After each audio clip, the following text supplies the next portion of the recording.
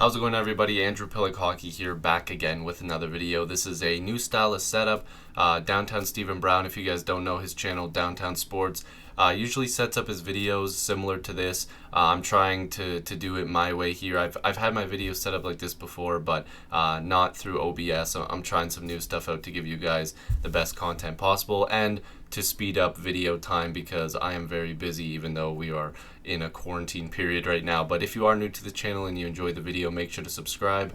Today we are talking about Jack Eichel. Now, the reason why I wanted to make this video was because I've said it before on this channel and I'll say it again. The Buffalo Sabres have not done exactly everything they can to give Jack Eichel the best chance of winning every single year. Now, you're going to see some graphics on the screen. First, this one is coming. Some of this stuff is grabbed from a Sportsnet article by Josh Beneteau. Hopefully I'm saying his name correctly. If not, it's at jbenny15 on Twitter. He wrote this for Sportsnet. He was basically talking about Jack Eichel and the quotes that have come out. And by the way, there's some good quotes from teammates Eichel himself. And basically it starts off with him saying because Buffalo has been eliminated, and of course I'll get to it in probably another video, the NHL might be coming back because they want to go with a 24-team format, which again, I need to remind people, they're setting in place all this stuff. It's not 100% official. They're just going forward with this plan in hopes that it can happen. So it's not 100% yet, but Eichel's frustrated that the Buffalo Sabres aren't one of the 24 teams, and how can you blame him? He wants to win. He's said that many times before. He's been very vocal about it, and I honestly appreciate his honesty as he's come forward in the media. But he said, I'm fed up with losing, and I'm fed up, and I'm frustrated. That's the quote that he said on a conference call with reporters Thursday. He's a competitor. He wants to win every game. I go out there on the ice. I go out onto the ice. I want to win the Stanley Cup. Every time a season starts, which I mean that's self-explanatory for any player. Like, you want to win games. If you don't want to win, then what are you doing? So the Sabres finished the pandemic-shortened season with a 30-31-8 record. Now there was a team that had a similar record that's going to be in the play-in or the the postseason, and that's the Montreal Canadiens, who had a 31-31-9 record. So very, very similar records, and they were just above the Sabres in the standings. And they'll get to play in the format that has been discussed and announced earlier this week. Now, there's another quote here. John Scott tweeted it out, not the same John Scott that you're thinking of.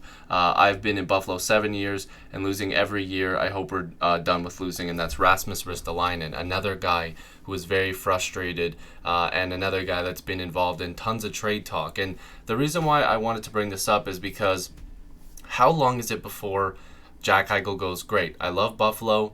I've said many times, and I'm sure behind the scenes he said it before, like, let's go out there and get some help because this team is good, but they're not great. They're not good enough to take that next step.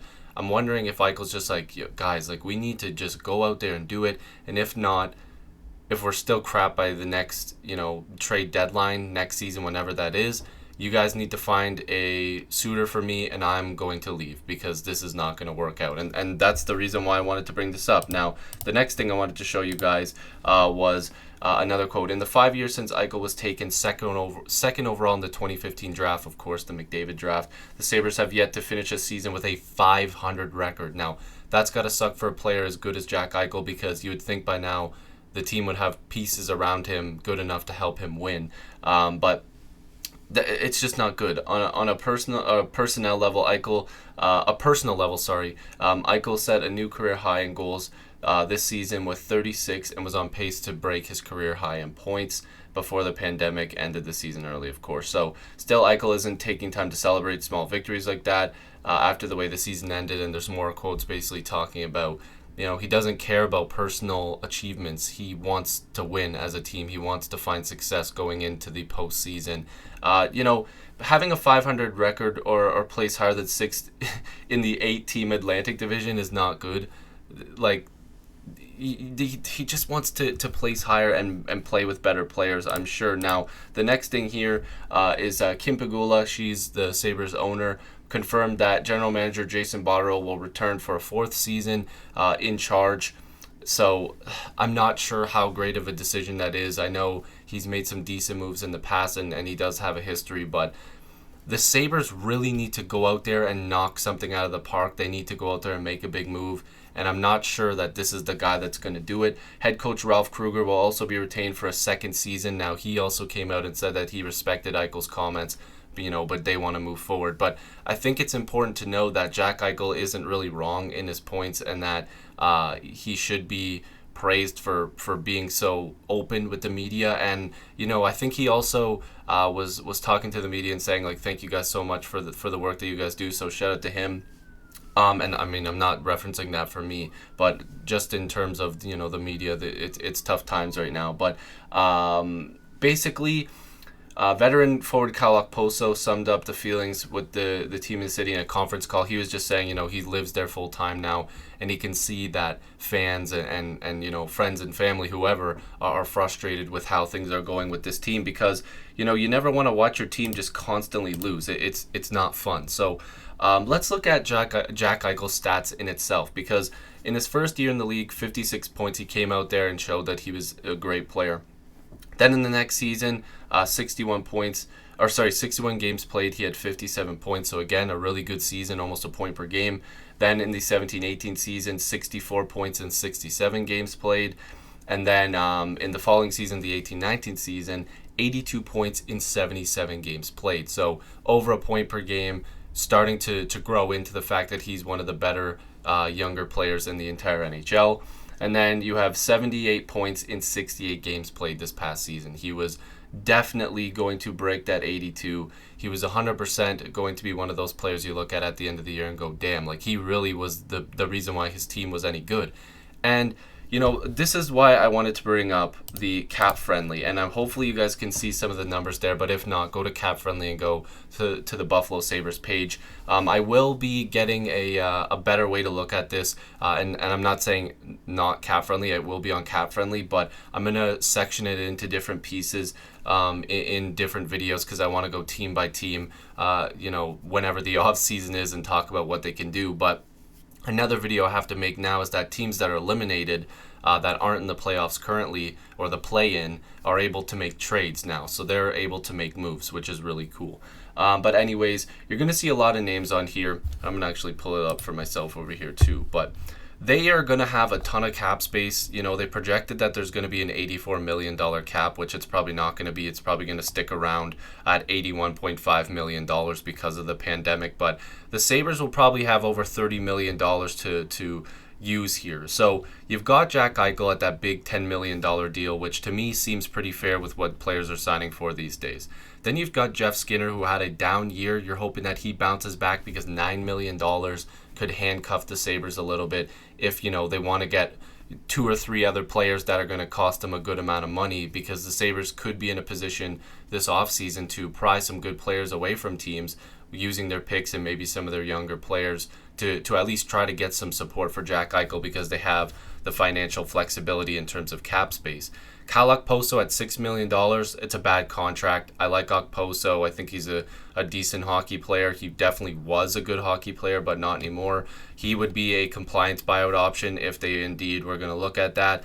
Wayne Simmons is a UFA. Marcus Johansson is got 1 year left at his 4.5. But then you've got a big amount of players that you have to make decisions on. Michael Frolik, Sam Reinhart, Jimmy Vesey, Zemgus Girgensons, Johan Larsson, Dominic Cahoon, Victor Olofsson, Curtis Lazar. Like, a lot of these guys aren't exactly big name players, but there are some good support players here. I'd imagine they're going to be able to hold on to them at a cheaper dollar amount. Like, Jimmy Vesey is not going to cost you a lot of money. That 2.2 is going to go down. He hasn't really played all that well. He's a decent hockey player, but I'm not sure what team would want to pay him that much money. Frolik could be interesting to keep around, but at 32 years old, how much money is he going to be demanding? Then you look at the blue line. Rasmus Ristolainen is a very obvious trade candidate because it hasn't always been the best relationship. But $5.4 million isn't the worst deal. Like, he's not bad, but it's not the worst contract with, certain players are getting paid these days. But I can still see him being a trade option. Colin Miller at 3.8. He didn't play up to snuff how people wanted him to play, but he's a good guy to keep at 3.8. I don't think it's too bad of a contract, especially with the money that they have. Brandon Montour would be another candidate that I'd want them to bring back. It's another case of he could have been better, but he wasn't. So I would keep him around, maybe try to give him a couple year bridge deal. But if he's going to go out there and try to get a 4 or 5 year deal, the Sabres might not be willing to do that. They can try to go out there and acquire somebody else that might suit their needs better. Jake McCabe, $2.8 million, nothing to really scratch your head over. It's a fine contract, doesn't matter. And then you've got some guys on their an RFA contract there with Piluk, and then hopefully I said that name correctly. I'm not gonna lie to you guys, I'm not too familiar with that name. Rasmus Dahlin and Yoki Haru, so those guys are going to stick around, cheap deals, and of course Dahlin is just absolutely insane, one of the better defensemen in the league. And then in goal, Carter Hutton, you're keeping him at 2.7, although there's some very good goaltenders available this offseason. You might be able to acquire one of those guys, and Buffalo could be a much better team. And then Olmark as the backup, you can probably hold on to him for pretty cheap. So they have options, but the main thing here is that you need to look at this big picture. If the Sabres don't go out there and make moves for their depth and maybe even get a secondary scoring option if Jeff Skinner isn't, that hot this season, Eichel's going to want out. And he's made it very clear he wants to win. And if a team that's a winning team is going to go out there and make an offer for him, a big trade offer, Eichel might be saying, yo, listen, accept that deal because I'm out of here. I'm going to make it very public that I do not want to play here because I love Buffalo, I love everything, but I'm going to go straight to the media and be like, yo, listen, I said get some talent here, get some guys that can play with me, but it didn't happen. So we'll have to see what happens here. I think Eichel has, seen enough. He wants to win. Let me know in the comments down below what you think is going to happen with the Buffalo Sabres. I want to make another full video looking at options that they have maybe because they do have some money to work with here, but they're going to have quite the turnaround on their team this upcoming season. So if you guys are new, make sure to subscribe. I'd really appreciate it. Join the squad. Let's get to 8,000 subscribers. New videos coming, and I want to be way more productive on this channel, and the way I have this set up, I think I will be. So thank you guys again. If you like this setup, let me know. And yeah, I'll see you guys in the next video or stream. Peace.